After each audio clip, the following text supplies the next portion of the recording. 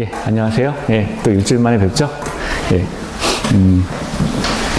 자, 지난주에 이제 OX 오늘 다 받으셨죠? 예, 10문제 나갔죠? 10문제 나갔는데, 10문제 나간 것 가운데서 이제 10문제 나간 것 가운데 3문제 정도 맞추시면 됩니다. 아, 다 안 하신 분 계신가요? 다 하셨나요? 제가 요거 하나 쓸 동안만 조금만 더 보세요. 자.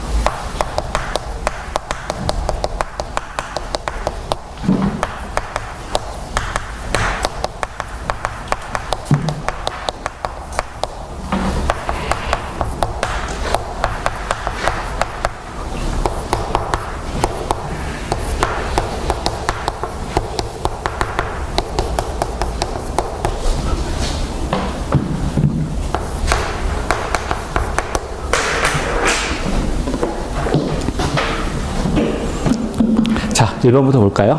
자, 높이 8m의 기념탑을 축조하려는 경우에는 특별자치시장, 특별자치도지사 또는 시장군수구청장에게 신고를 하여야 된다.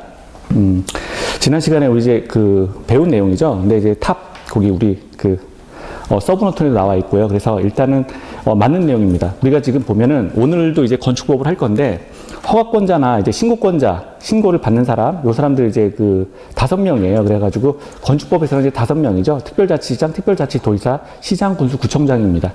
그 문제보다 요 일단 5명이다. 건축법에서는 허가권자나 신고권자가 5명이다. 이렇게 좀 기억을 해주세요. 특별자치시장, 특별자치도지사, 시장군수구청장이 이제 건축법에서 이제 등장을 합니다. 자, 그리고 두 번째요. 1번은 맞고요. 2번. 건축물의 내력, 기둥, 바닥, 작은 모, 지붕틀 및 주계단은 주요 구조부에 해당한다 그랬는데 주요 구조부는 우리 6가지였죠. 그래서 주요 구조부가 뭐였어요? 자, 내력벽, 기둥, 바닥, 모, 지붕틀, 주계단 해가지고 자, 이게 6가지였죠. 이제 외우세요. 그림으로 그려보면 그릴 것도 없는데, 자, 이게 지붕틀이죠. 이게 일단 지붕이에요. 자, 지붕틀이고요. 지붕틀이 있고, 자, 이쪽에 가로 부재가 이렇게 보여요.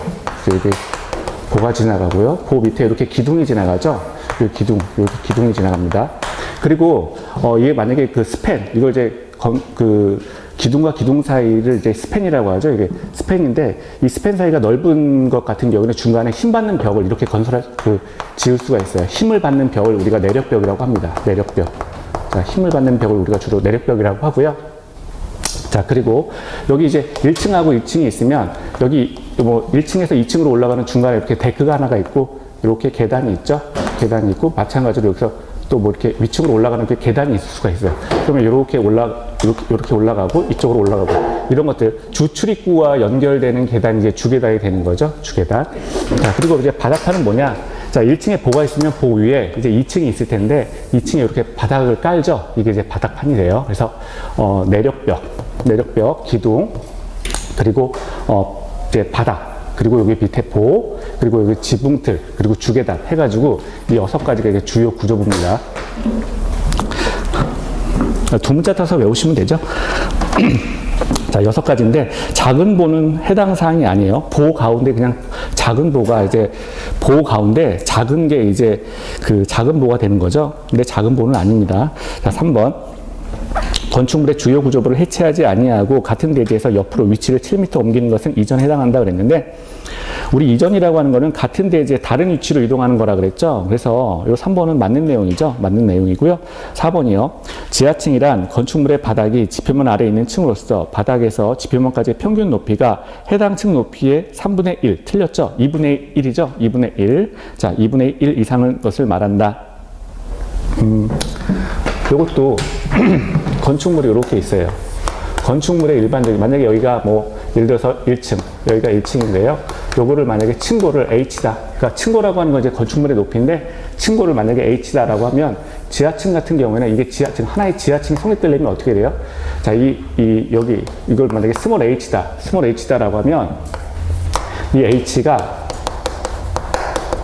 2분의 1의 라지 H보다 크거나 같아야 되죠. 그래서 예를 들어서 요 H가 4m다. 그러니까 우리 건축물 하나의 층고를 보통 1층의 높이를 4m라고 보죠. 4m면 요게 지하층이 형성이 되려면 자, 최소한 요게 2분의 1의 H니까 그냥 층고의 2분의 1을 넘어가야 되는 거니까 2m가 넘어야 되는 거죠. 2m 이상이 되는 경우에 요걸 하나의 그 층으로 볼 수 있다. 지하층으로 볼 수 있다라고 하는 거죠. 4m라면 2m가 넘어야 자, 이제 하나의 층고가 되는 겁니다. 절반을 넘어가야 되는 거니까요. 자, 5번이요. 리모델링이랑 건축물의 노후화를 억제하거나 기능 향상 등을 위해서 대수선하거나 일부 증축하는 행위를 말한다 그랬는데 맞는 내용이죠. 대수선하거나 일부 증축을 리모델링이라고 한다. 잡았고요. 자, 6번 건축법령상 건축과 대수선에 관한 설명을 옳은 것은 그랬는데요. 1번 기둥 4개를 철거하고 다시 축조하는 건축물의 높이를 늘리는 것을 자, 건축물의 면적, 높이, 층수 이런 걸 올리는 걸 뭐라고 합니까? 증축이라고 하죠. 건축물이 있는데요. 기존의 건축물이 있다는 얘기죠. 기존의 건축물이 있는데 여기에 면적을 높이거나 또는 높이를 증가시키거나 또는 층수를 증가시키거나 이런 경우를 우리가 증축이라고 하죠. 증축이라고 합니다. 증축이라고 한다. 자, 그래서 1번 같은 경우에는 자, 높이를 늘렸다고 했으니까 이건 이제 증축이 되는 거고요. 두 번째, 지붕틀 3개를 증설해서 건축물의 연면적을 넓히는 것은 대수선이다 그랬는데 우리가 숫자가 3개가 나오면 3개 이상, 자, 3개 이상이 되면 이거는 증축이라고 봐야 되겠죠. 우리가 건축물의 연면적을 넓히는 것, 그래서 결과 중심으로 보셔야 돼요. 자, 그래서 우리가 지난번에 이제 대수선 할 때에도 뭐 숫자 3이 나왔었는데 뭐 지붕틀을 3개 이상, 기둥을 3개 이상 뭐 해체하거나 증설하는 경우 이런 것들은 대수선이다라고 했었는데 근데 결과적으로 건축물의 연면적을 넓혔다라고 했으니까 이건 우리가 이제 증축이라고 봐야 됩니다. 결과 중심으로 보셔야 돼요. 그러니까 이게 대수선하고 증축하고 충돌할 때는 결과 중심으로 보세요. 그러면 이제 증축이다. 세 번째, 기존 건축물이 있는 대지에 건축물의 연면적과 건축 면적 및 층수를 늘리는 것은 증축이죠. 증축. 여기 증축은 이제 계속 나오는데 면적을 높이거나 높이를 증가시키거나 층수를 높이거나 이런 것들을 이제 증축이라고 하는 거죠. 네 번째요. 기존 건축물의 전부터는 일부를 철거하고 그 대지의 종전과 같은 규모의 범위에서 건축물을 다시 축조하는 것을 개축이라고 합니다. 개축. 다시 짓는다라고 하는 거죠. 개축. 자, 개축이라고 한다. 자, 그리고요. 5번이요. 건축물의 주계단, 피난계단 또는 특별계단을 변경하는 것은 대수선이다. 우리 요거는 안 배운 문장이죠. 5번은 안 배운 건데, 자, 그냥 외워두세요. 건축물의 주계단, 피난계단, 특별계단을 변경하는 것은 대수선이라고 봅니다. 요거 하나 그냥 따로 외워두시고요. 자, 7번. 건축법령상 특별시에서 사용 승인을 받은 건축물의 용도 변경에 관한 설명으로 옳은 것은 그랬습니다. 자, 일단 건축법령상에서 아까 허가권자가 몇 명이라고 그랬죠? 5명이에요. 그 맨 위에 1번에서 보면 특별자치시장, 특별자치도의사, 시장군수, 구청장이 허가권자예요. 이 사람들이 건축법에서 말하는 허가권자입니다. 또는 어떤 신고사항을 이야기할 때는 이자들에게 신고를 해야 돼요. 자, 그런데 문제 조건이 특별시에서예요. 특별시 안에서. 그러니까 서울특별시 안에, 특별시 하나밖에 없죠. 서울특별시가 하나밖에 없는데, 자, 서울특별시 안에서 사용 승인을 받은 건축물의 용도 변경에 관한 설명으로 옳은 것은 이렇게 나왔습니다. 1번을 보면 교육 및 복지시설군에서 자, 전기통신시설군으로 용도를 변경하는 경우에는 특별시장에게 허가를 받는다. 자, 지금 이미 특별시에서 지금 건축물에 대해서는 허가를 받았어요. 허가를 받아서 지금 허가를 받는 이야기 하는 게 아니라 용도만을 바꾼다는 거예요. 그렇기 때문에 이 경우에는 특별시장한테 허가를 받는 게 아니라 관할구청장한테 허가를 받는 거예요. 관할구청장. 아까 허가권자가 특별자치도지사, 특별자치시장, 시장군수, 구청장이었잖아요. 자, 그런데 지금 여기에서는 이미 특별시에서는 허가를 받은 거고요. 허가를 말하는 게 아니라 지금 용도를 변경할 때 그 허가예요. 그러니까 건축물 자체에 대한 허가가 아니라 용도를 변경할 때 그 허가거든요. 그래서 자, 이 경우에는 관할구청장이 허가를 받아야 된다라고 해야 됩니다. 자, 그리고 두 번째, 발전시설을 창고시설로 용도 변경하는 경우에는 관할구청장에게 지금 신고하여야 된다 그랬는데, 우리가 요거 있었어요. 지난번에. 자산 전문 영교 근주기 해가지고, 우리 서브노트에도 나와 있고, 자, 지금 위에서 아래로 내려가면 어떻게 되는 거예요? 위에서 아래로 내려가면, 이렇게 내려가면 요거는 신고사항이었죠? 근데 아래에서 위쪽으로 올라가면 이건 허가사항이었어요. 허가사항이에요. 그래서 아래쪽에 있는 시설물들이 위쪽으로 이제 용도를 바꾸게 되면 이건 허가를 받는 거고, 위에 시설물에 해당하는 것들이 아래쪽으로 이제 용도를 변경하게 되면 그냥 단순히 신고만으로 족하다라고 했었습니다. 그래서 요거는 이제 개별적으로 외워야 되는데, 이게 마지막까지 좀 속색이실 거예요. 아마 이런 게. 이게 이제 우리 외울 게 사실은 뭐 많다 그래도 이런 게 좀 짜증나죠. 근데 뭐, 자, 한번 보죠. 어떻게 나오나. 한 9월 정도까지만 좀 외워주시면 돼요. 9월까지만. 자, 일단 우리가 외우는 건 이번 달에는 이제 두 문자 따서 자산 전문 영교 근주기 해서 이렇게 좀 외워주시는데, 자, 첫 번째 볼게요. 지금 7번 하고 있죠? 7번에 2번이에요. 발전시설을 창고시설로 용도를 변경한다. 발전시설은 전기통신시설에 들어가요. 여기에 지금 발전시설이 있어요. 자, 전기통신시설이 지금 발전시설이에요. 근데 창고시설로 용도를 변경한다. 창고시설은 산업시설입니다. 산업시설. 자, 그래서 여기죠. 자, 창고시설. 창고시설은 산업시설이에요. 그러면 발전시설, 아래에서 위쪽으로 올라가는 거니까 뭐예요? 허가사항이죠. 허가사항이에요. 자, 그리고요, 두 번째. 그래서 뒤에 거기 2번에 신고를 하여야 된다가 아니라 허가하여야 된다라고 바꿔야 되겠죠. 그리고 그 앞에 보세요. 관할 구청장에게 여기는 맞는 거예요. 그러니까 건축물 자체에 대한 허가, 건축물을 새로 신축을 했어요. 또는 뭐 이런 경우에는 이제 건축물을 새로 지을 때는 이제 허가사항이죠. 기본적으로 아까 뭐 특별자치도지사, 특별자치시장, 시장군수, 구청장 5명한테 건축법에 의해서 허가를 받는 사안인데, 지금 이미 지어진 건축물에 대해서 용도만 변경하는 거예요. 용도만 변경할 때, 자, 아래에서 위쪽으로 올라가면 허가, 위에서 아래로 내려가면 신고, 이렇게 되는 거죠. 자, 3번이요. 판매시설을 업무시설로 용도 변경한다. 판매시설은 영업시설입니다. 판매시설은, 자, 영업시설이에요. 자, 영업시설에 지금 여기 판매시설이 있어요. 판매시설이 이렇게 있는데요. 지금 두 번째 나와 있는 게 업무시설이죠. 업무시설이라고 하는 거는 이 주거 업무시설을 말하는 거예요. 이게 업무시설이에요. 여기 업무시설이 이렇게 있습니다. 그러면 지금 어때요? 위에서 영업시설에서 주거 업무시설로 위에서 아래로 내려가는 거죠. 이런 경우는 신고하는 것으로 족하다. 신고하는 것으로 족하다. 자, 이렇게 신고 나왔나요? 자, 이런 경우에는 이제 그러면 여기 신고하는 건데, 지금 건축물 대장 내용의 변경을 신청해야 된다? 이런 거 아닙니다. 그냥 신고만 하면 되는 거예요. 자, 그냥 신고만 하면 된다. 자, 네 번째. 교정 및 군사시설을, 자, 업무시설로 용도 변경하는 경우. 그러면 교정 및 군사시설은 주거 업무시설이에요. 자, 그래서 주거 업무시설에 여기에 교정. 그냥 줄여서 교정시설이라고 할게요. 자, 교정시설이 들어가고요. 자, 그리고, 업무시설은 이제 주거 업무 시설이거든요. 그러면 요거는 말 그대로 그냥 여기 주거 업무 시설 이 부분 같은 거네요. 같은 내용 지금. 그러니까 교정 및 군사 시설이 주거 업무 시설이고요. 업무 시설도 주거 업무 시설이에요. 그런데 주거 업무 시설을 주거 업무 시설로 용도를 변경하는 경우라면 내용만 바뀐 거잖아요. 그러면 끝에 보면 관할 구청장에게 건축물 대장 기재 내용의 변경을 신청하여야 된다. 자, 신청하여야 된다.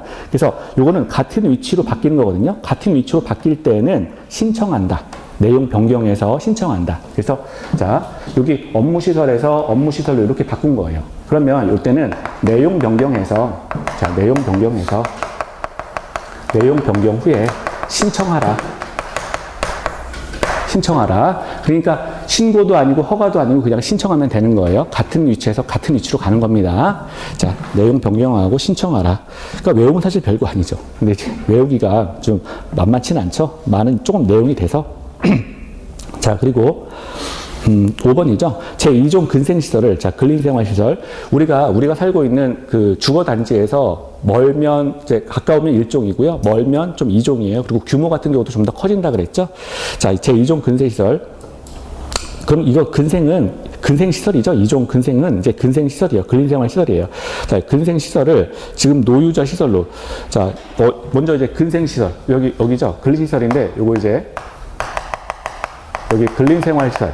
여기 근린생활시설에 해당되는 건데, 이 근린생활시설을 지금 노유자 시설이에요. 노유자 시설은 교육복지시설이거든요. 교육복지시설 바로 위네요. 그렇죠? 교육복지시설. 자, 여기에 지금 노유자 시설. 지금 노유자 시설. 그럼 어때요? 아래에서 위쪽으로 바뀌는 거죠. 아래에서 위쪽으로 바뀌는 거니까 허가에 해당된다. 근생시설을 노이절시설로 바꾸는 거니까 허가에 해당된다. 그러면 끝에 보면 신고가 아니라 허가죠. 아래에서 위쪽으로 바뀌니까. 자, 8번이요. 그래서 4번이 맞네요. 8번. 건축법령상 사용 승인을 받은 건축물을 용도 변경하기 위해서 허가를 필요로 하는 경우는, 자, 허가를 필요로 하는 경우는 뭐예요, 지금? 지금 사용 승인을 이미 받았대요. 근데 그거에 대해서 용도를 바꾸기 위해서 허가를 하려면 아래에서 위쪽으로 바꾸겠다라고 하는 거죠. 하위에서 상급 시설군으로 바꾸겠다라고 하는 겁니다. 자, 그런 경우라면, 자, 보죠. 지금 수련시설을 운동시설로 바꾸는 경우, 수련시설은 교육복지시설이에요. 교육복지시설. 여기에 지금 여기에 수련시설이 있습니다. 여기에 수련시설이 있는데요.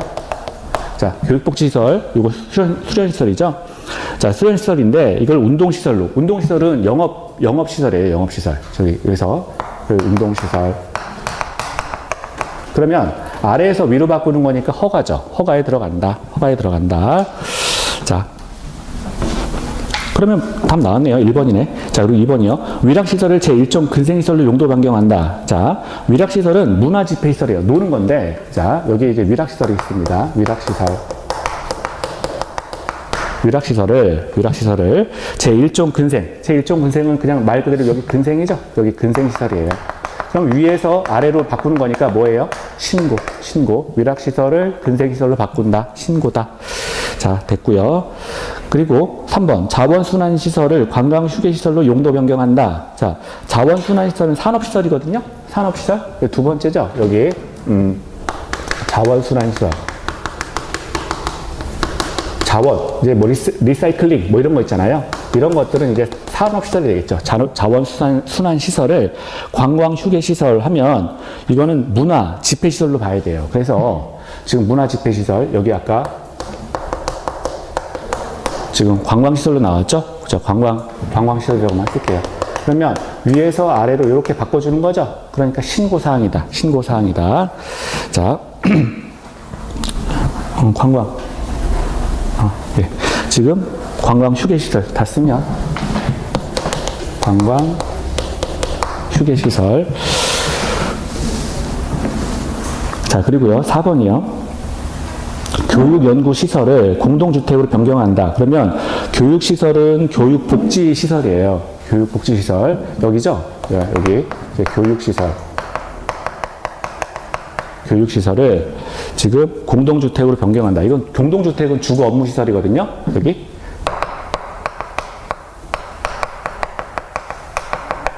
자, 공동주택. 이쪽으로 바뀌는 거죠. 주거 업무시설이에요. 교육연구시설은 교육복지시설이고, 공동주택은 주거 업무시설이니까, 이런 경우는 위에서 아래로 내려오는 거니까 신고가 되죠. 5번에 종교시설을 업무시설로 용도 변경한다? 종교시설은 문화집회시설이에요. 종교시설은, 자, 여기. 종교시설은 문화집회시설입니다. 문화집회시설인데, 업무시설은 주거 업무시설이죠. 자, 업무가 들어가면 주거 업무예요. 그래서 여기 밑에네. 자, 주거 업무. 아까 저기 또 나왔던 거죠? 주거 업무시설. 그러면 위에서, 종교에서 주거 업무로 바꾸는 거니까, 위에서 아래로 내려오는 거니까, 신고죠. 신고. 위에서 종교를 주거 업무로 바꾸면 위에서 아래로 내려오는 거니까 신고사항이다. 신고사항이다.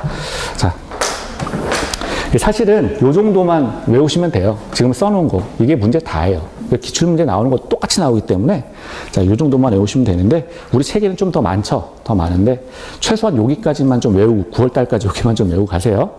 우리 몇 문제 맞추면 돼요? 16문제 맞추시면 되죠? 16문제. 이거 공법에 90점 이상 맞으실 거 아니잖아요. 예. 그래서 16개만 맞추세요. 자, 9번이요. 건축법령상 건축허가와 건축신고에 관한 설명으로 틀린 것은? 자, 허가하고 신고 물어봤습니다. 자, 1번이요. 똑같은 문제 또 나왔죠?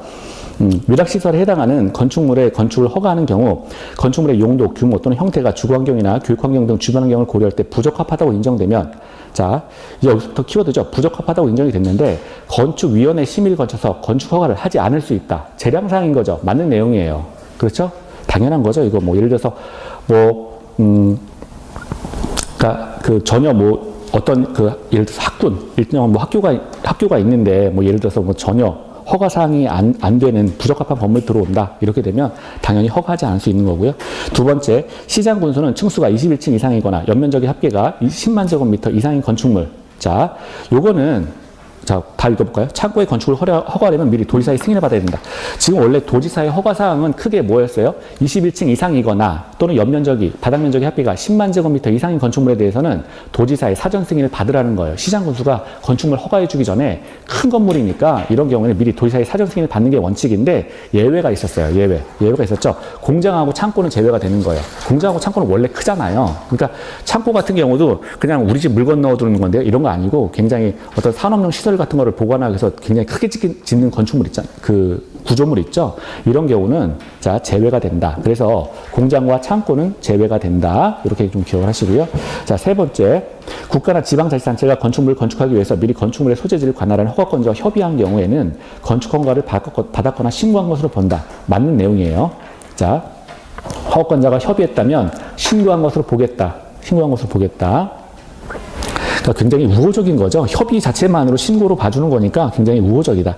자, 네 번째, 건축 신고를 한 자가 신고일로부터 1년 이내에 공사에 착수하지 않으면 신고의 효력은 없어진다. 자, 지난 시간에도 했던 건데 1년 이내입니다. 자, 신고의 효력은 없어진다. 맞고요. 다섯 번째, 특별시장, 광역시장, 도지사, 시장, 군수, 구청장의 건축 허가를 제한하는 경우 자, 제한기간은 2년 이내로 하되 1년에 한해서 1년 이내의 범위 내에서 연장할 수 있다. 맞습니다. 제한기간은 2년이고요. 1년으로 연장할 수 있다. 맞는 내용이에요. 자, 10번.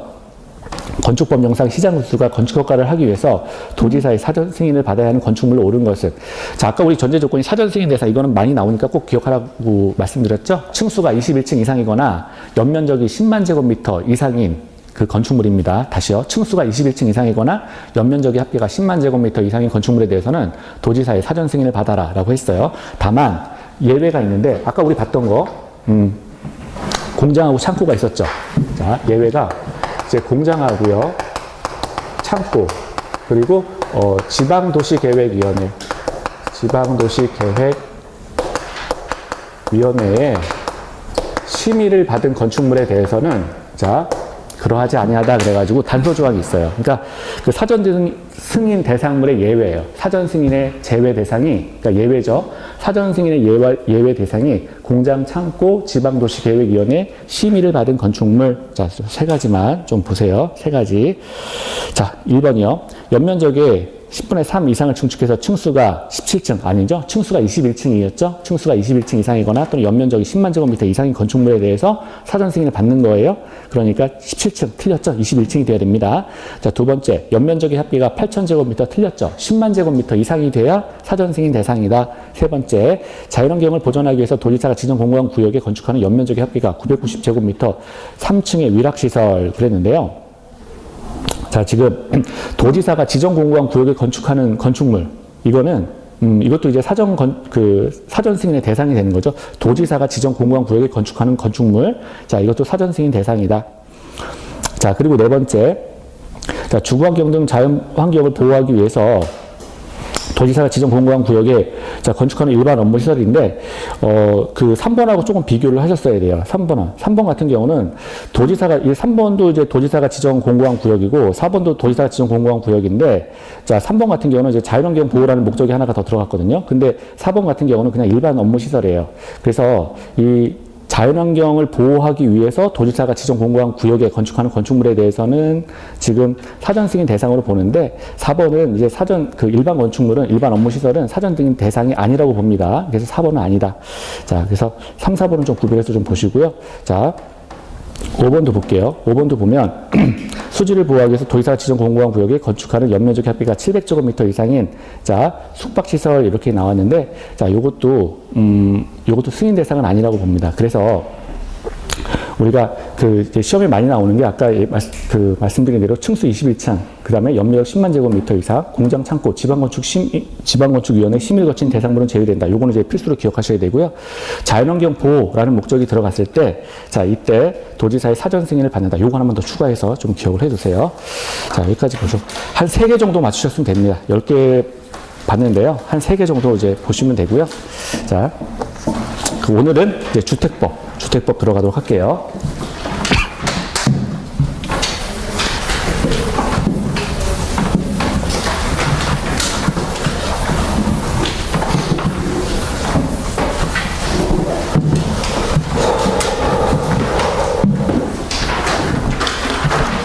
교재는 어디냐면, 자, 여기, 428페이지예요. 428페이지 좀 펴놓으시고요.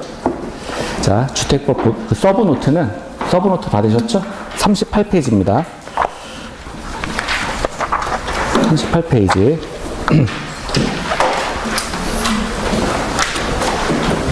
자.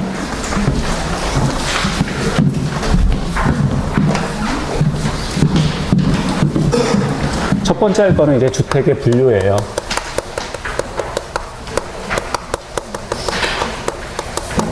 주택의 분류요.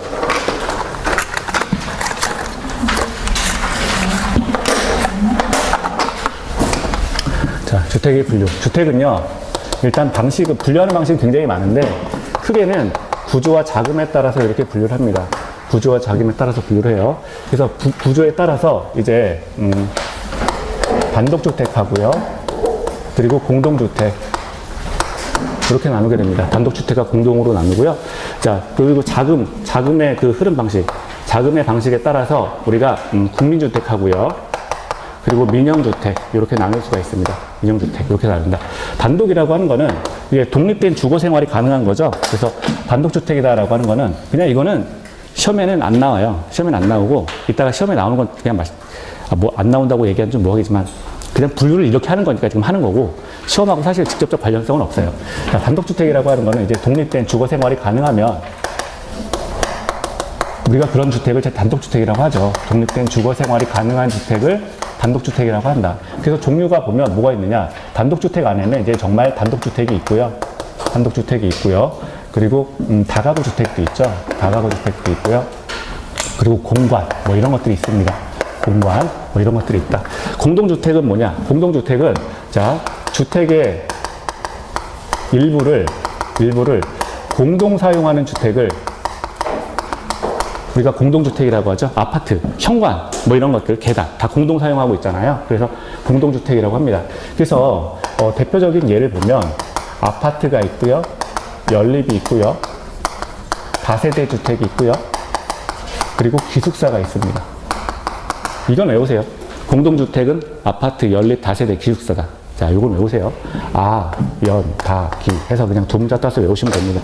자, 아, 연, 다, 기. 요거 두 문자 따서 외우시고요.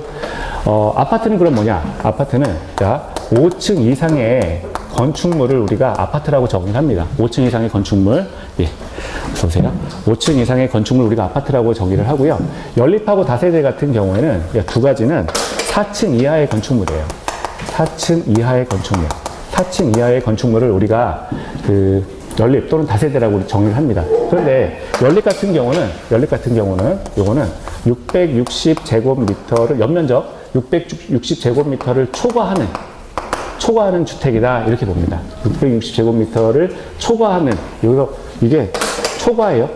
자, 초과하는 주택이다. 그리고 다세대는 그럼 뭐냐? 다세대는 660제곱미터 이하의 주택을 우리가 다세대 주택이다 라고 정의를 하는 거죠. 말 그대로 그냥 기숙사는 그냥 막 몰려가지고 살아있는 게 지금 기숙사고. 자, 기숙사. 기숙사 써보셨어요? 안 써보셨어요? 안 살아보셨어요? 기숙사? 제가 제일 많이 살아본 것 같은데. 네. 기숙사에서는 별일 다 있습니다, 아마. 내 속옷인데 제가 입고 다니고 있어요. 내 건데.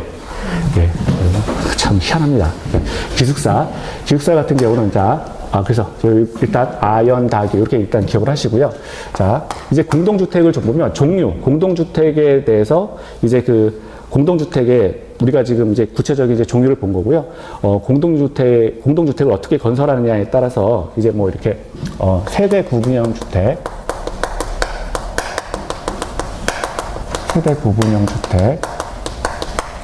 자, 세대 구분형 주택, 그 전에, 자, 도시형 생활주택이라는 게 하나가 있고요.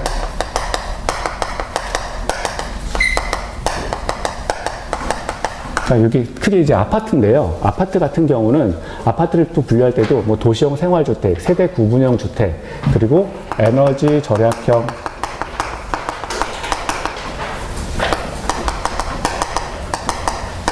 친환경 주택, 장수명 주택, 뭐 이거 말고도 되게 많아요. 근데 우리가 아파트를 크게 뭐 이런 식으로 많이 이제 분류를 합니다. 도시형 생활주택이다, 세대 구분형 주택이다, 에너지 절약형 친환경 주택이다, 장수명 주택이다, 뭐 이렇게 이제 구별을 하는데요. 자, 도시형 생활주택이라고 하는 거는 말 그대로 도시형이니까 도시에 건축하는 거죠. 도시에 건축하게 되고요. 300세대 미만을 건축하게 됩니다. 300세대 미만을 건축하는 주택을 우리가 도시형 생활주택이다라고 정의를 해요. 그리고 세대 구분형 주택은, 자, 이상민 사는 데가 세대 구분형 주택이에요. 이상민. 용산에. 예. 용산, 요즘 아파트 그렇게 짓는다고 하더라고요. 요즘 보니까 이쪽에, 용산 같은 경우는 이제 집에 입주해서 이렇게 집일 봐주시는 분을 이렇게 두려고 한쪽에 독립적인 이쪽에 생활을 할 수 있게 해준다는 거예요. 그러니까 집에서 일 봐주시는 사람들이, 분이 들어와서 살 수 있게끔 이쪽에 어떤 개별 부엌, 그 다음에 개별 화장실, 뭐 이런 것들, 그 다음에 개별 공간, 방, 이렇게 이제 구획을 정리를 해둔다는 거죠. 그런 것들이 이제 세대 구분형 주택이라고 하죠. 세대 구분형. 그래서 세대를 구분시키는 거예요. 세대별로 구분해서 생활이 가능하게 만든 주택을 우리가 세대 구분형 주택이라고 정의합니다. 하지만 그러면 소유까지 여기는 A가 소유하고 여기는 B가 소유하느냐, 이건 안 된다는 거예요. 그래서 구분 소유는 안 된다. 구분 소유는 안 된다. 자, 이런 특징이 있죠. 세대 구분형 주택은 생활만 구분해서 사는 거지 소유까지 구분해서 해주지 못한다. 그러니까 이상민이 이거예요. 이상민 지금 B지역, 요 작은 지역에 요만큼 얻어서 살고 있으면 내가 이거 여기 좋으니까 집주인 아저씨 이거 나한테 등기 반 나눠주세요. 이거 안 된다는 거예요. 이거 못합니다. 세대 구분형 주택. 자, 그리고 에너지 친환경 주택이라고 하는 거는 정말 그 환경을 고려해가지고, 에너지를 절약하면서 좀 쓸 수 있다라고 해가지고, 어떤 에너지 차원에서 에너지 절약 측면을 위해서 이제 만든 주택의 형태를 에너지 절약형 친환경 주택이라고 하고요. 장수명 주택은, 자, 요거는 사람이 오래 가는 거예요? 주택이 오래 가는 거예요? 주택이 오래 간다고 했어요. 그래서 주택의 내구성을 높여서 보통 리노베이션 할 때, 그러니까 리노베이션 할 때 보통 15년이잖아요. 15년인데 그 기간을 좀 늘리겠다라고 해서 주택의 내구성을 높인 주택을 이제 장수명 주택이라고 합니다. 장수명 주택. 자, 이렇게 해서 이게 단독하고 공동 이렇게 크게 나눌 수가 있다는 거고요. 두 번째는 이제 국민주택하고 민영주택이 있는데, 국민주택은 뭐냐? 이건 이제 개념 외우셔야죠. 국민주택은 일단 전용 면적이 85제곱미터 이하예요. 85제곱미터 이하고요. 숫자 외우시고 이하입니다. 85제곱미터 이하고요. 그리고 공적 자금으로 건설된 주택이에요. 공적 자금을 들여가지고 건설한 주택을 국민주택이라고 한다. 민영주택도 개념을 외우세요. 민영주택. 민영주택은 뭐냐? 자, 국민주택을 제외한 주택을 민영주택이라고 해요. 그래서 국민주택이 아닌 주택이에요. 국민주택을 제외한 주택을, 자, 민영주택이라고 한다. 자, 오늘 혹시 또 처음 오신 분이 있을까봐. 뭐, 저기 지금부터 들으셔도 똑같습니다. 네. 아니, 뭐 똑같진 않겠지만 충분해요. 우리가 공법도 잠깐 말씀을 드리면 40문제 가운데 우리가 목표하는 게 16개예요. 근데 공부를 뭐 지금부터 내가 공법만 해가지고 공법을 90점 이상 맞겠습니다라고 하면 뭐 지금부터 굉장히 열심히 하셔야 되는데, 90점을 맞아서 합격을 하나, 16개를 맞춰가지고 40문제 가운데 16개를 맞춰서 40점으로 합격을 하나 똑같은 거예요. 그러니까 그렇게 이게 막 힘 빼고 공부하실 건 없어요. 그래서 지금부터 공부하시면, 이건 절대 누구를 무시해서 하는 말이 아니고, 또 그리고 누구를 높이 평가해서 하는 말도 아닌데, 똑같습니다. 똑같아가지고, 뭐 지금부터 그냥 공부하시면 충분히 50점, 60점 이상 다 맞으세요. 그래서, 공부는 일단은 우리가 이제 뭐, 얇게 공부하세요. 얇게 공부하시고, 기출문제 중심으로 공부하시면 돼요. 기출문제 중심으로 공부하시면 충분합니다. 보통 저는 이제 5년치 정도만 보면 사실 충분하다고 하는데, 5년치 하면 200문제죠. 200문제고 이제 우리가 오지선다니까 1000개 지문에 OX거든요. 1000개만 OX만 달달달 외우면 16개는 다 이제 웬만큼 하면 통과합니다. 16개는. 그래서 아무튼 근데 우리가 심적 안정을 얻기 위해서 그래도 40개인데 20개는 맞춰보겠습니다. 자, 그래서 5년치 달달 외우시면 20개는 맞으세요. 그러니까 걱정 안 하셔도 돼요. 뭐 문제가 막 뭐 이런 거 많잖아요. 사실 뭐 요즘은 필제 유형이 바뀌고 어쩌고저쩌고 다 부엉부엉 다 뭐 그런 거 의미 없는 소리예요. 그런 거. 그래서 기출문제 중심으로 열심히 이제 공부하시면 됩니다. 그런 거는 그냥 남들이 하는 소리고요. 그 문제 출제자가 출제를 할 때도 어떤 문제든 어떤 시험이든지 간에 그 출제를 할 때는 기출문제 중심으로 이렇게 출제를 하기 때문에 기출문제를 열심히 보시면 그러면 거기서 이제 해결책을 찾으실 수가 있어요. 그래서 기출문제 열심히 보시면 되고요. 충분합니다. 시간은 충분해요. 6개월 남았잖아요. 6개월이면 충분한 거죠. 뭐 1차건, 2차건 다 충분해요. 충분하니까 지금부터 하시면 이제 충분합니다.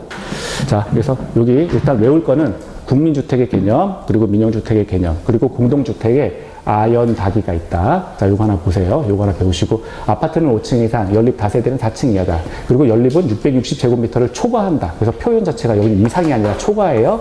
그리고 다세대는 660제곱미터. 4층 이하이면서 둘 다 660, 여기는 다세대는 660제곱미터 이하다. 자, 요거는 그냥 이름만 기억하시면 됩니다. 요런 게 있다라고 보시면 되고요. 자, 그러면 이제 두 번째는 이제 주택 건설 절차를 볼게요.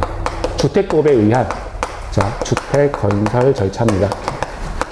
주택법에 의해서 그럼 어떻게 건설할 거냐? 우리가 건축법하고 주택법하고 다른 이유는 이제 주택법이 적용되는 거는 단독주택을 30호 이상 건축하거나 아니면 공동주택은 아파트죠? 아파트를 30세대 이상 건축하는 경우에는 주택법이 적용되는 거예요. 그러면 주택법이 적용되면 건축법은 적용 안 되나요? 아니에요. 다 같이 적용되는 거예요. 다 같이 적용되는 거예요. 건축법이라고 하는 거는 개별 건축물이죠. 거기에는 그냥 건축법만 적용되는 거예요. 그런데 주택법이라고 하는 거는 이제 대단위 단지 좀 큰 거죠. 30호 이상이거나 30세대 이상이 되기 때문에 이 경우에는 주택법도 적용이 되고 동시에 건축물에 대한 개별법부인 건축법도 적용이 된다. 이렇게 보시면 됩니다. 자, 첫 번째 이제 주택 건설 절차를 볼 건데요. 어떻게 이제 진행이 될 거냐? 첫 번째는 이제 사업 주체가 등장을 하게 되죠. 사업 주체가 등장을 하게 되고요. 자, 우리가 이제 공부할 순서예요. 사업 주체가 등장을 하게 되고 사업 주체가 사업 계획 승인을 받습니다. 사업 계획 승인을 받아요. 그럼 사업 계획을 제출하고 이제 허가권자로부터 이제 사업 계획 승인을 받아요. 그러면 이 사업 계획 승인도 아까 마찬가지인 거예요. 이제 그 건축법에서의 그 허가권자들 있죠? 똑같습니다. 똑같아요. 그리고 이 사람들로부터 사업 계획 승인을 받게 되고 그러면 이제 공사가 착공하죠. 땅 파기 시작했어요. 공사 착공하고 주택 지어요? 그럼 공사 완료했습니다. 공사 완료했고요. 공사 완료한 다음에 자, 그 다음에 준공 검사를 받죠. 아파트 지어놨는데 그게 이제 하자 있는 건축물이면 안 되는 거잖아요. 들어가서 무너지기 전에 이제 들어가서 잘 졌는지 확인해 봐야 돼요. 그걸 우리가 준공 검사라고 합니다. 준공 검사. 준공 검사를 끝낸 다음에 준공 검사를 받게 되고요. 그러면 이제 사업 주체가 딱 지었으니까 그리고 허가권자로부터 준공 검사까지 받으면 주택을 이제 나눠줘야 되겠죠. 주택을 공급합니다. 주택을 공급하게 되고요. 주택을 공급하게 된 다음에 공급받아갖고 오래 살았어요. 15년 이상 살았어요. 또는 10년 이상 살았어요. 10년 이상 살았는데 뭔가 하자가 발생하는 것 같아서 대수선 해야 되겠다. 또는 15년 이상 살았는데 집이 이제 좀 근가고 크랙가고 막 이렇게 생겼다는 거예요. 이런 경우에는 리모델링 해야 되겠다라고 해서 맨 마지막에 이제 리모델링이라는 걸 하게 됩니다. 리모델링은 법 규정이 작년에 들어온 거예요. 그래가지고 이제 이런 순서대로 배울 거예요. 우리가 지금 처음부터 배울 거는 뭐냐면 사업 주체를 이걸 먼저 볼 거예요. 사업 주체를 볼 거고 두 번째 이제 사업 계획을 볼 거고요. 뭐 이거는 주택법에서 크게 다루는 내용이 아니에요. 이것까지도. 그리고 주택 공급에 관해서 이제 뭐 예를 들어서 주택을 공급할 때 뭐 남한테 저당권 설정한 다음에 팔아먹지 마라 이런 것들 배우게 될 거고요. 요거는 이제 그리고 이제 리모델링 중심으로 보시면 돼요. 그래서 요거 그 다음에 리모델링 이렇게 보시면 돼요. 이렇게. 그래서 물론 여기도 주택 공급에 관해서도 시험 문제는 나옵니다. 근데 이거는 이제 단순 암기 요령이에요. 그래서 뭐 여기까지. 그래서 하나, 둘, 셋, 넷. 이 정도. 논점이 한 4개 정도 있어요. 그러니까 4개 정도 이제 공부를 하시면 돼요. 다세대하고 다가구하고 어떤 차이가 있느냐 이제 가끔 물어보셔가지고 여기는 이제 다세대잖아요. 근데 여기 이제 다가구죠. 이거 어떤 차이가 있어요? 다세대 같은 경우는 자 개별 현관이 있다는 거예요. 개별 현관. 이건 개별 현관이 있는 거예요. 다세대는 이제 개별 현관이 있는 건데요. 그러니까 우리가 왜 빌라라고 하는 데 있잖아요. 빌라라고 하는데 뭐 예를 들어서 빌라가 이렇게 뭐 이렇게 빌라 건물이 이렇게 있는데 여기는 다 집집마다 이제 개별 현관이 다 있어요. 개별 현관이 있는데 다가구 같은 경우는 이거 둘 다 660제곱미터 이하거든요. 다세대도 660, 다가구도 660제곱미터 이하인데 여기는 개별 현관이 없어요. 개별 현관이 없어요. 이건 그냥 고시원이라고 생각하시면 돼요. 큰 문 하나 열고 들어갔는데 딱 들어가는 마다 자기 방이 있는 거예요. 그러니까 이거는 개별 현관이 없습니다. 여기는 이제 개별 현관이 없고 여기는 이 다세대는 개별 현관이 있고 여기는 현관이 존재하고 뭐 이런 차이가 있어요. 자, 자, 그럼 이제 서브노트 좀 볼게요. 서브노트 보시면 38페이지요. 용어의 정의가 있는데 용어의 정의도 이제 한번 보죠. 자, 주택이요. 자, 용어의 정의죠. 여기 책에 우리 교재 보시면 각 파트마다 처음에 용어의 정의가 나오잖아요. 용어의 정의에도 우리가 이제 주택법은 7문제가 나와요. 7문제가 나오는데 6문제 맞추실 수 있어요. 6문제. 근데 그 7문제 가운데 한 문제가 용어의 정의가 나옵니다. 그러니까 용어의 정의를 보셔야 돼요. 자, 주택이라는 거 보면 거기 서브노트요. 세대원이 장기간 독립된 주거 생활을 할 수 있는 구조로 된 건축물과 부속 토지를 말한다. 자, 이제 키워드가 건축물과 부속 토지예요. 그 땅까지 다 합쳐가지고 이걸 주택이라고 한다. 자, 됐습니다. 독립된 주거 생활을 할 수 있는 구조로 된 건축물과 부속 토지를 주택이라고 한다.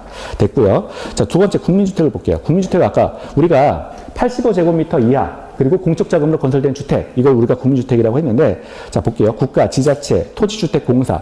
토지주택공사, 이거는 이제 공공기관이죠. 그래서 이제 이것도 이제 그 공적 자금이라고 봅니다. 지방공사, 마찬가지죠. 자, 지방공사 그 건설하는데 공적 자금이 들어가겠죠. 그리고 주택 전용 면적 85제곱미터 이하예요. 이하, 미만이 아닙니다. 이하의 주택이다. 자, 그리고 도시형 생활주택이 있는데요. 밑에 여기.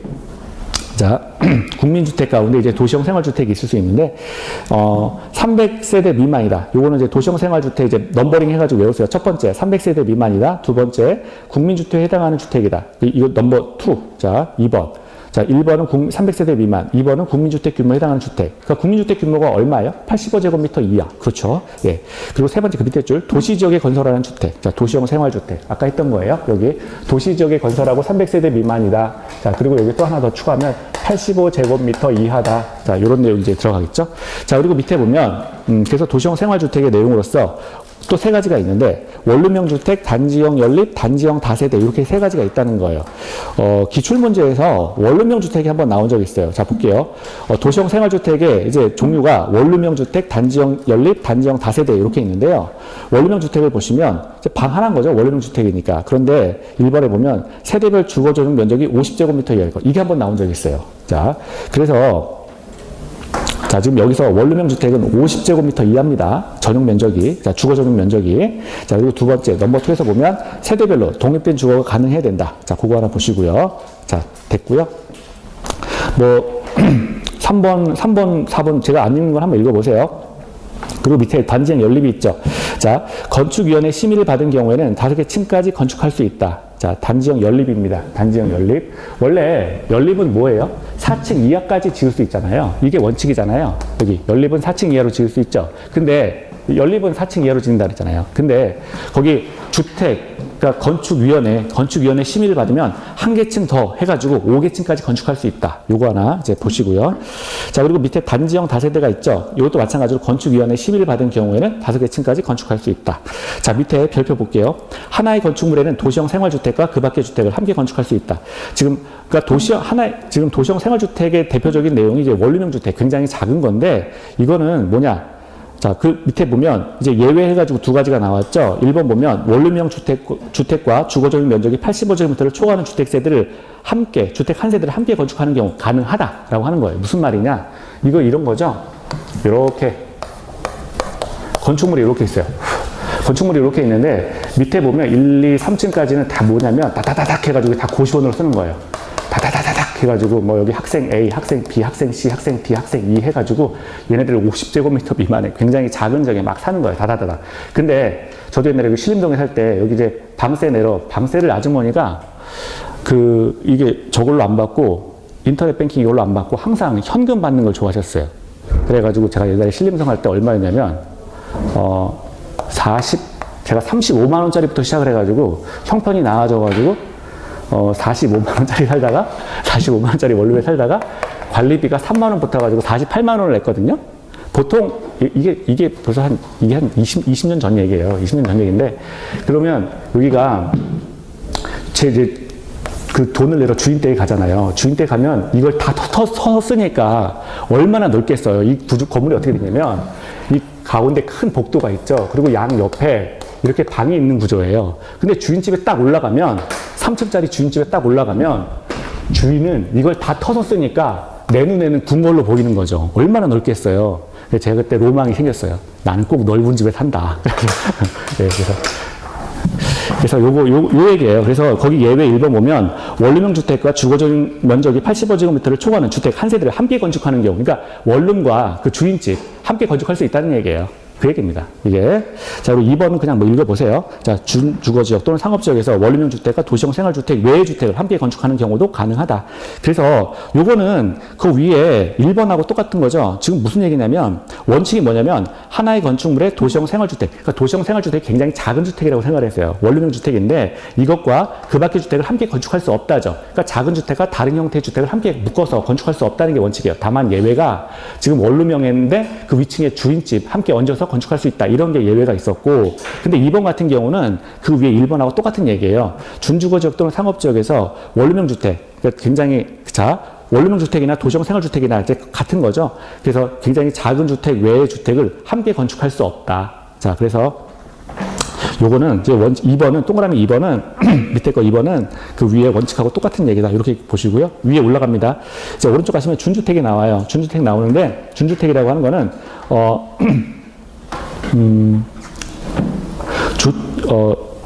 그 주택 외의 건축물과 그 부속 토지를 말해요. 주택 외의 건축물과 그 부속 토지. 그래서 준주택이라고 하는 거는, 자,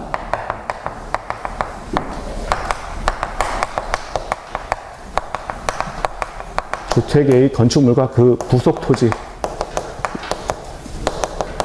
자, 요거를 우리가 준주택이라고 하는데, 거기 얘를 기억하셔야 돼요. 오피스텔, 노인주택, 기숙사, 다중생활시설 해가지고, 오노다기.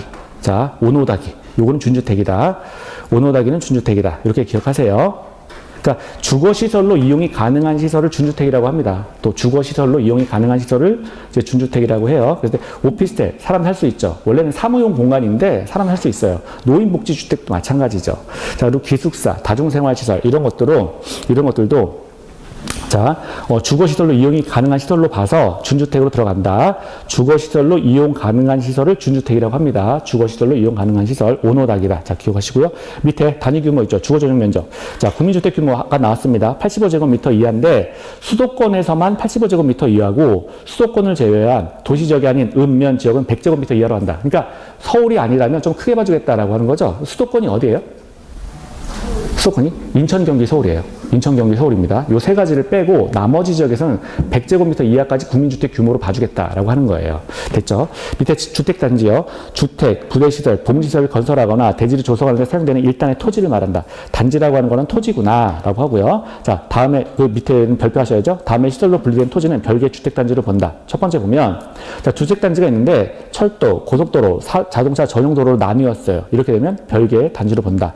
자, 두 번째, 폭 20m 이상의 일반 도로 나뉘거나, 세 번째, 8m 이상의 도시계획 예정도로가 들어와 있다면 별개 주택단지로 본다. 무슨 얘기냐? 주택단지가 이렇게 있어요. 원래는 이제 주택을 계획을 할 때 여기 이제 하나의 주택단지를 짓고 이제 뭐 여기 하나의 주택단지를 지었는데 지금 주택단지가 크다 보니까 이 사이에 도로가 이렇게 관통하게 된 거예요. 도로가 이렇게 관통한다는 얘기예요. 파란색 도로가 이렇게 관통을 하는 거예요. 도로가 관통을 하게 되면 얘랑 하나의 주택단지가 아니라 이쪽에 자, A라는 주택단지가 있는 걸로 보고요. 이쪽에 B라는 주택단지가 있는 걸로 보겠다라고 하는 거예요. 그러면 이렇게 별개 주택단지로 보려면 기준이 있다는 거죠. 첫 번째는 뭐냐면, 자, 요 도로의 폭이 첫 번째 20m 이상이어야 된다는 거예요. 20m 이상의 일반 도로가 지나가는 경우. 요 폭이 20m 이상이에요. 이게. 그리고 두 번째가 8m 이상의 예정도로죠. 앞으로 이 지역은 도로가 될 겁니다라고 하는데 그 길이, 그 너비가 8m 이상이라는 거예요. 예정도로는 이제 도로를 앞으로 쓸 거예요.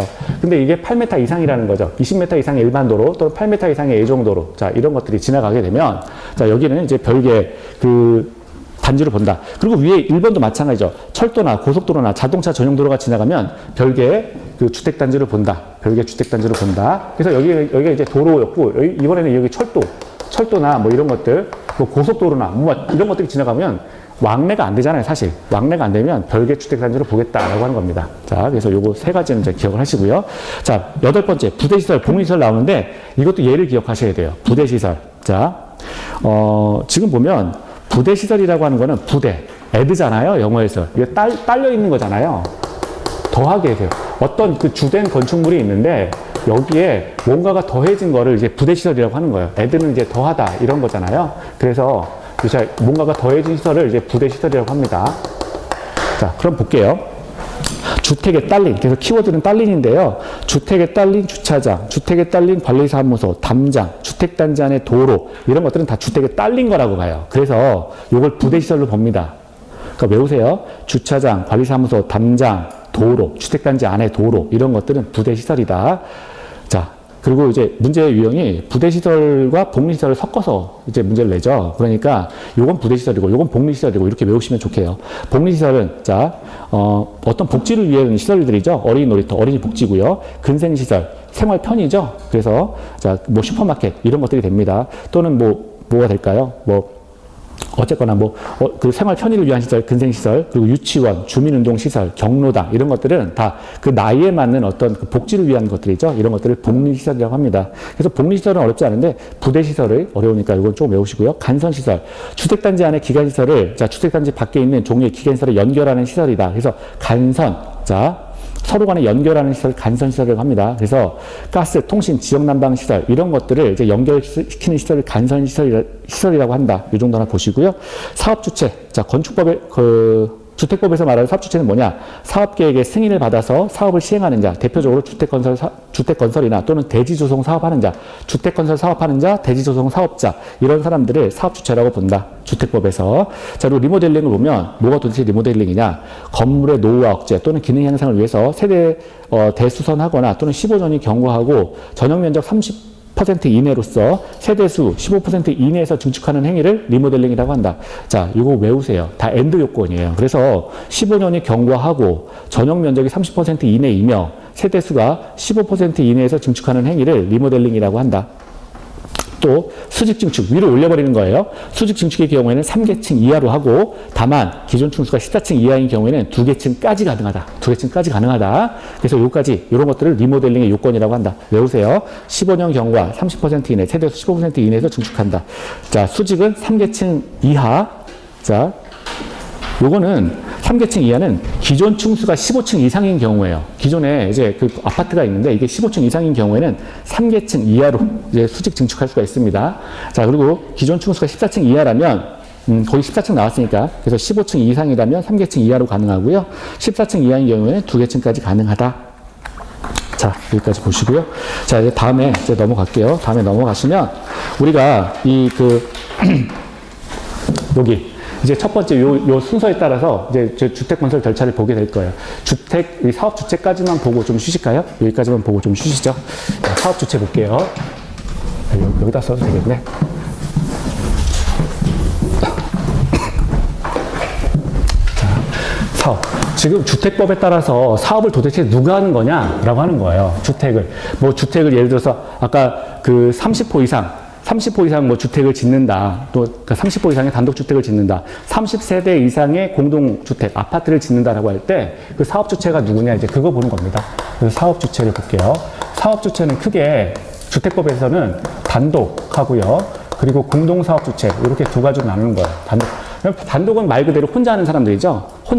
혼자는 이제 독고다이로 하는 사람들인데 단독은 이제 크게 등록 사업자가 있을 수 있고요. 등록을 한 사람들이에요. 등록 사업자가 이제 단독으로 할 수가 있고요. 또는 비등록 사업자, 등록하지 않고 요 주택법에 따라서 사업을 할 수 있는 자들이 있어요. 요 자들을 이제 비등록 사업자라고 합니다. 비등록 사업자 이렇게 크게 나눠볼 수가 있어요. 공동은 좀 이따 보고요. 그럼 등록 사업자는 누구냐? 등록 사업자. 자, 우리가 아까 우리 봤는데 사업자 잠깐 그 용어 정의에서 첫 번째 주택건설 사업자. 자, 주택건설 사업자가 있어요. 주택건설 사업자가 있고요. 두 번째는 대지조성 사업자가 있습니다. 대지조성 사업자.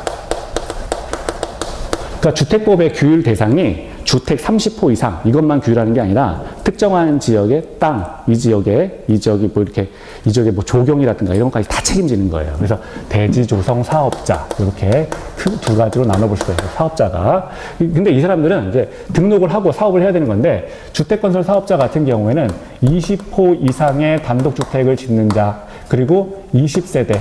자, 아까 30이라고 얘기한 건 이제 승인인 건데요. 주택법에 따라서 일단 등록을 하려면 20호 이상, 연간 20호 이상의 단독주택을 짓는 자, 그리고 20세대 이상의 공동주택을 짓는 자, 이 자들은 이제 등록을 해야 됩니다. 등록을 해서 이제 그 주택법상의 사업주체가 될 수가 있어요. 그리고 대지조성 사업자인데, 대지조성은, 자, 크기 제한이 있죠?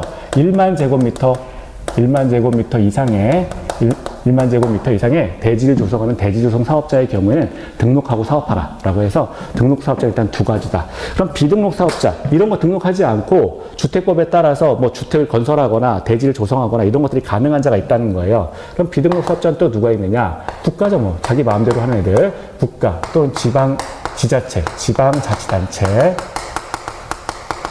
국가, 지자체, 그리고 또 하나 똑같은 애들, 지방공사가 있어요. 지방공사. 다 공공이라는 특징이 있죠. 우리가 이런 애들을 합쳐서 뭐라고 했어요?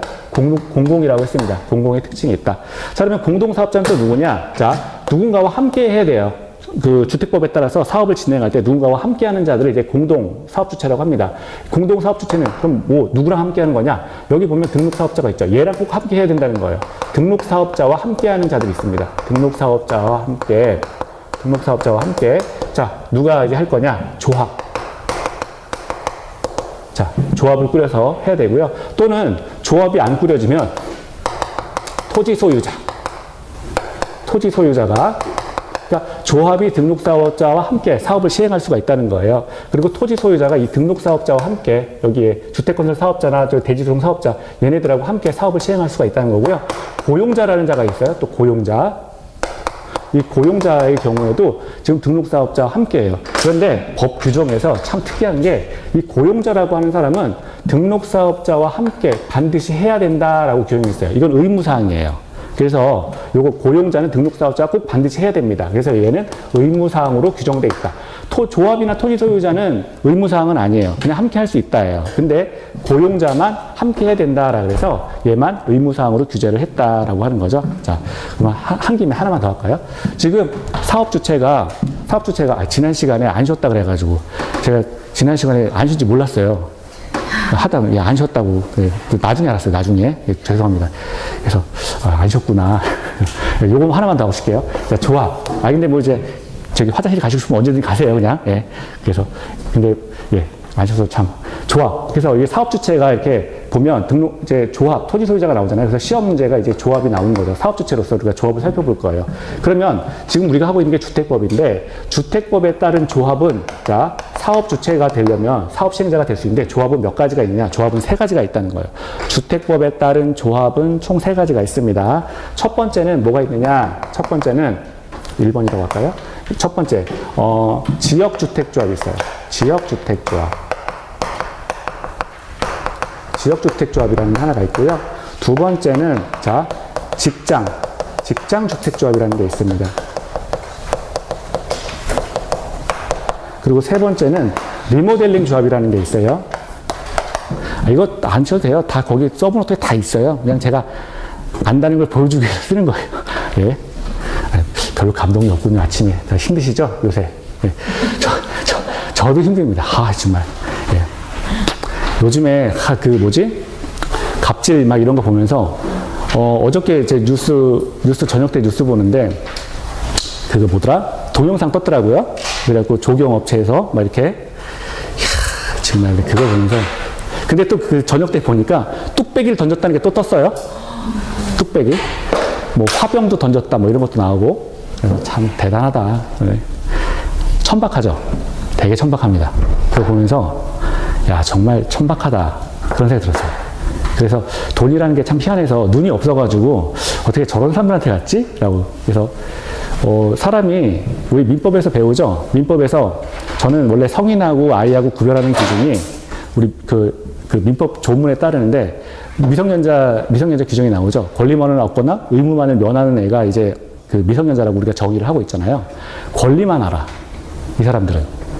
그게 권리가 아닌데 권리라고 생각을 하는 거예요. 간주하는 거죠. 그래서 의제했고요. 근데 이제 무식해서 그래. 그 사람들이. 그래갖고 야 정말 이렇게 보면서 야 이 사람들 정말 그래서 제 생각에는 그 이름을 뺏어와야 되지 않을까 싶습니다. 그거. 그래서 2대 주주가 국민연금이더라고요. 보니까. 그래갖고 이거 저도 주식 있거든요. 그래가지고 이거 어떻게 소액 투자자들이 모여가지고 이거 뭔가를 뭐 정관을 바꾸고 뭔가를 해서 이거 해야 될 것 같아요. 자, 그냥 놔두면 안 될 것 같습니다. 그런 사람들은. 지역주택조합, 직장주택조합 뭐 이렇고요. 네. 자, 지역주택, 뭐 저기 대한항공 다니시는 분 뭐 직원들 다 나섰으니까 이제 지역주택조합, 직장주택조합이 있고요. 그 다음에 리모델링 조합 해가지고 5분만 더 하겠습니다. 이렇게 총 3가지가 있습니다. 자, 3가지가 있는데요. 지역주택조합은 뭐냐? 자, 일단 지역주택조합에 가입을 해야 이제 조합원이 돼야 이제 사업주체로서 사업을 이렇게 쭉 시행을 하겠다는 거죠. 어떤 지역을 싹 밀어버리고 그 지역에 30호 이상의 단독주택을 짓거나 30세대 이상의 아파트를 짓거나 뭐 이런 걸 한다는 거예요. 그러면 지역주택조합 같은 경우에는 자, 첫 번째, 자, 기억. 첫 번째, 일정한 지역에 거주해야 됩니다. 일정한 지역에 몇 개월 이상? 6개월 이상 거주해야 돼요. 일정한 지역에 6개월 이상 거주할 것을 요건으로 한다. 이거 당연한 거죠. 자, 거주해야 되고요. 자, 그리고 이 조합원이 되기 위해서는 어떻습니까? 무주택자이거나, 그러니까 주택이 없어요. 무주택자이거나 또는 주택을 갖고 있는데 85제곱미터 이하의 주택 한 채를 소유한 자. 자, 85제곱미터 이하의 주택을 한 채를 소유해야 돼요. 한 채를 소유한 자가 이제 지역주택조합의 조합원이 될 수 있다. 목적은 뭐예요? 가입 목적은. 자, 주택. 자, 지금 85제곱미터 이하의 지금 주택을 얻겠다. 주택 소유가 목적인 거예요. 그래서 거기 지역주택조합을 통해서 지금 만들어지는 주택에 대해서 주택 하나를 얻고 싶다라고 해서 이제 그 주택의 소유권을 얻는 걸 목적으로 해서 이 지역주택조합에 가입할 수 있다라고 하는 것이고요. 직장주택조합 볼게요. 두 번째. 이 직장주택조합도 마찬가지죠. 일단 조합원이 돼야. 그래서 거기서 이제 생기는, 만들어진 주택에 대해서 소유권을 얻는 걸 이제 목적으로 하는 건데요. 직장주택조합. 자, 요건이 되려면, 여기 가입하려면 일단, 같은 국가. 그렇죠? 같은 국가. 그리고 또는 같은 국가에 있으면서 같은 법인 또는 같은 회사에 이렇게 근무를 해야 돼요. 같은 회사에 근무해야 되고, 요건은 똑같죠. 자, 무주택자이거나 또는 85제곱미터의 주택 한 채를 소유해야 됩니다. 근데 여기 요 사람들의 목적은 뭐예요? 가입 목적은 주택 마련이 목적인 거예요. 주택 마련을 목적으로 한다. 아니, 여기 85제곱미터 한 채 있는 사람도, 예, 이 사람도 주택 마련을 목적으로 가입할 수 있다. 여기도 마찬가지예요. 85제곱미터 이하의 주택 한 채를 보유한 자도 주택 마련을 목적으로 해서 직장주택조합과 지역주택조합에 가입할 수 있다. 자, 그리고 리모델링 조합. 이 리모델링이라고 하는 거는 이미 주택을 갖고 있는 자, 소유권자를 대상으로 하는 거죠. 그래서 이건 무주택자가 여기 가입할 수 있는 게 아니에요. 그래서 요것은, 자, 이미 주택을 가지고 있는 주택 소유권자입니다. 주택 소유권자가 주택의 소유권을 가지고 있는 자가, 자, 주택의 리모델링. 자, 리모델링을 위해서 가입하는 조합이 리모델링 조합이다. 일단 크게 이렇게 3가지가 있습니다. 잠깐 쉬었다가 이제 마저 보도록 하죠. 잠깐 쉬겠습니다.